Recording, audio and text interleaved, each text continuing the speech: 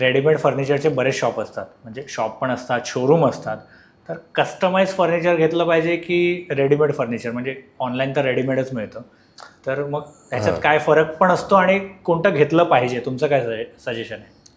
माझा विचार आहे, तुम्हाला अर्जंटली काही स्पेसिफिक अर्जंट आत्ताच आजच किंवा उद्या पाहिजे तर तुम्ही रेडीमेड घ्या, चांगल्या शोरूममधून घ्या, काही हरकत नाही. पण तुमच्याकडे जर तुम्ही तुमचं स्वप्नातलं घर डिझाईन करत असाल, राहण्यासाठी घेत असाल, तर तुम्ही जे काही फर्निचर घ्याल ते कस्टमाइज करून घ्याल, त्यात बेटर आहे. आणि त्यात तुम्हाला एक ॲडव्हान्टेज आहे की तुम्हाला सर्वात आधी तुमच्या डिझाईनप्रमाणे, तुमच्या चॉईसप्रमाणे ते मिळणार आहे.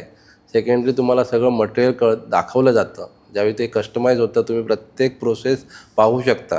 त्यात ते कळतं क्वालिटी काय यूज होते. आणि त्यामुळे जे तुमची फर्निचर घेणं म्हणजे, आज तुम्ही जर 2 BHKमध्ये फर्निचर घेते, 10-1 लाखाचं फर्निचर जातं. ते 10-1 लाखाचं फर्निचर तुम्ही जर चांगल्या ठिकाणून घेतलं तर ते तुम्हाला 10 ते 15-20 वर्ष चालणार.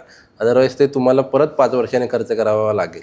त्यामुळे फर्निचर घेताना नेहमी कस्टमाइज घ्याल तर ते बेटर आहे, कारण ते तुमच्या इंटिरियरच्या थीमप्रमाणे करता येतं आपल्याला.